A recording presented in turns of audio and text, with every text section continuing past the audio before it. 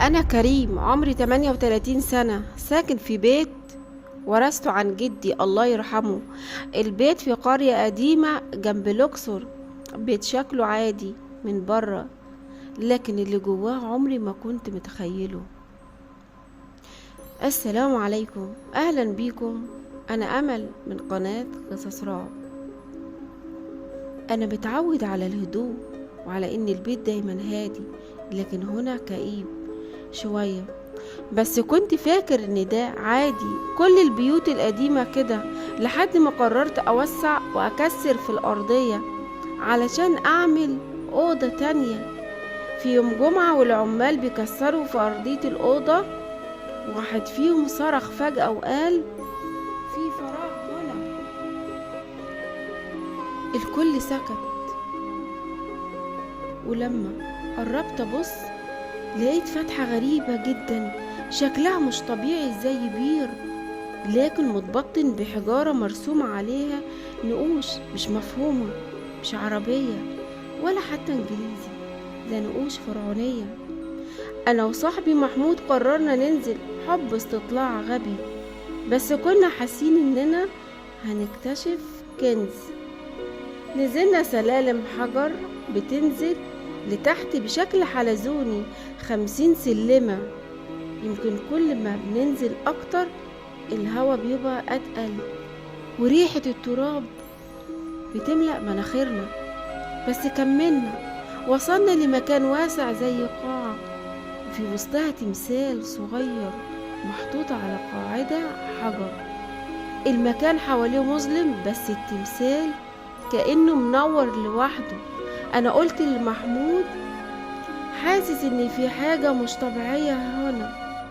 هو ضحك وقال: ده دهب يا عم كريم، ده يومك الاسود اللي هيقلب دهب. بس اول ما مد ايده على التمثال، الانوار اللي كنا شايلينها بعتت، وصوت طلع من ورا الجدار، صوت كأنه في حد بيبكي باين، لكن الصوت كأني قريب جدا، كأنه من جوه ودني. فجأة الجدران بدأت تهتز، والتراب نزل من السقف، والنور فصل، ضلمة سودا. محمود قال: كريم كريم، انت فين؟ انا كنت جنبه، بس الصوت اللي حوالينا كان بيخوف، خطوات جاية ببطء وتقرب.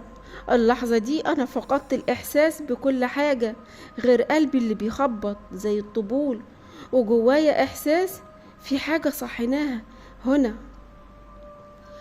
طلعت انا ومحمود من الفتحة بالعافية، ما كناش قادرين نصدق اللي حصل، بس ما حاولناش نتكلم.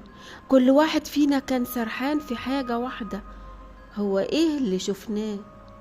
من اول ليلة البيت اتغير، ريحة غريبة ظهرت في الدور اللي كنا بنشتغل فيه، كأنك في سرداب مقفول بقاله 100 سنة. بدأنا نسمع حاجات، خبطات على الحيط، تزيق في السقف، وصوت صرخة مكتومة بتتكرر الساعة 3 الفجر كل يوم من غير تأخير. محمود كان أكتر واحد اتأثر، شكله بقى مصفر، عينيه فيها رعب. قال لي في مرة: أنا شفت الطفل ده تاني، نفس اللي شفته جوه المقبرة، بس المرة دي كان واقف عند باب أوضتي ووشه مقلوب. جبت شيخ من البلد، حكيت له اللي حصل، دخل المكان وقعد يقرأ شوية.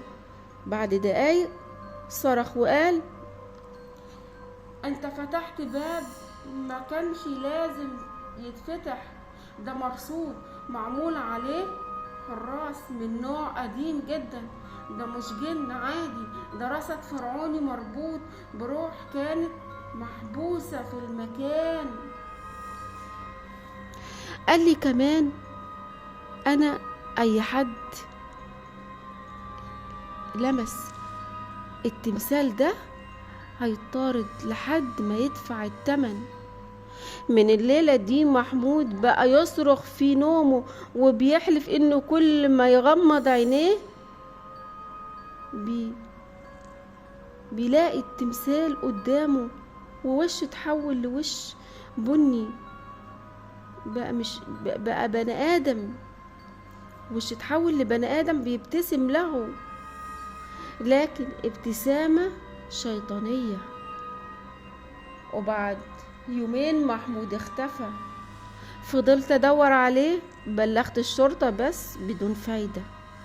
بعد اسبوع جالي تليفون من مخبر جنبنا، قال لي في جثة شاب اتوجدت في مقبرة مكشوفة تحت بيت قديم. الجثة دي مشوهة، بس احنا لقينا موبايله واسمك مسجل كآخر مكالمة.